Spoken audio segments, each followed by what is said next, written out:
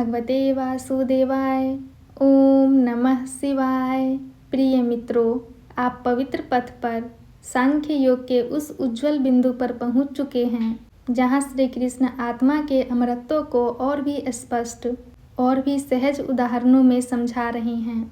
अब अर्जुन का भ्रम धीरे धीरे टूट रहा है और कृष्ण उसे विवेक की आंखें दे रहे हैं। श्लोक 21। हे पार्थ, जो पुरुष आत्मा को अविनाशी, नित्य, अजन्मा और अव्यय जानता है, वह कैसे किसी को मार सकता है और कैसे किसी से मरवा सकता है। मित्रों, कृष्ण फिर अर्जुन को पार्थ कहकर पुकारते हैं। माँ कुंती के पुत्र, यह संबोधन स्मरण कराता है, तुम केवल योद्धा नहीं, तुम चेतना के अधिकारी हो। अब प्रश्न सीधा है, यदि आत्मा नष्ट नहीं होती, यदि वह जन्म रहित है, यदि वह शाश्वत है, तो मारना किसे कहा जाएगा? जो वास्तव में है वह मारा नहीं जा सकता, जो मारा जाता है वह केवल शरीर है। कृष्ण यहाँ कर्तव्य को वैध ठहराने के लिए नहीं, भ्रम को हटाने के लिए बोल रहे हैं। वे कहते हैं, जो आत्मा को जानता है वह समझता है कि हत्या आत्मा की नहीं होती। मित्रों, यह समझ हिंसा को बढ़ावा नहीं देती, यह मृत्यु के भय को कम करती है। अर्जुन सोच रहा था, मैं उन्हें नष्ट कर दूंगा। कृष्ण कह रहे हैं, तुम शरीर के स्तर पर कार्य कर रहे हो, आत्मा के स्तर पर नहीं।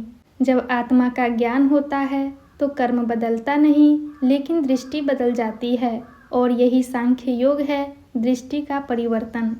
श्लोक 22। जैसे मनुष्य पुराने वस्त्रों को त्याग कर नए वस्त्र धारण करता है, वैसे ही आत्मा पुराने शरीरों को छोड़कर नए शरीर ग्रहण करती है। मित्रों, अब कृष्ण सबसे सुंदर और सरल उपमा देते हैं। वस्त्र, जब वस्त्र पुराने हो जाते हैं, फट जाते हैं, उपयोगी नहीं रहते, क्या हम रोते हैं?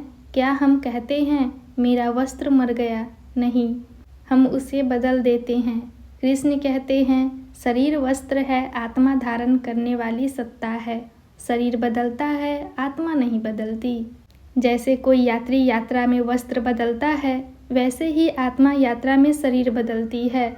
मित्रों, यदि यह उपमा भीतर उतर जाए तो मृत्यु का अर्थ बदल जाता है, वियोग का अर्थ बदल जाता है, जीवन का भय कम हो जाता है।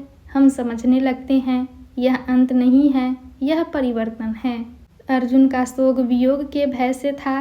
कृष्ण उसे बता रहे हैं, कोई स्थायी वियोग नहीं है, आत्मा यात्रा करती है, शरीर केवल एक अध्याय है।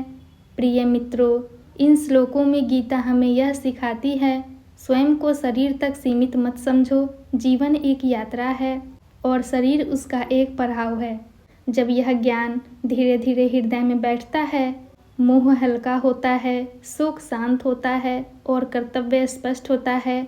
अब आगे कृष्ण बताएंगे, शस्त्र आत्मा को काट नहीं सकते, अग्नि उसे जला नहीं सकती, जल उसे भिगो नहीं सकता, वायु उसे सुखा नहीं सकती, और वहीं से आत्मा की महिमा और भी प्रकट होगी। पवित्र पथ के साथ बने रहिए। गीता अब अमर आत्मा की पूर्ण छवि आपके सामने रखेगी। ओम शांति शांति शांति।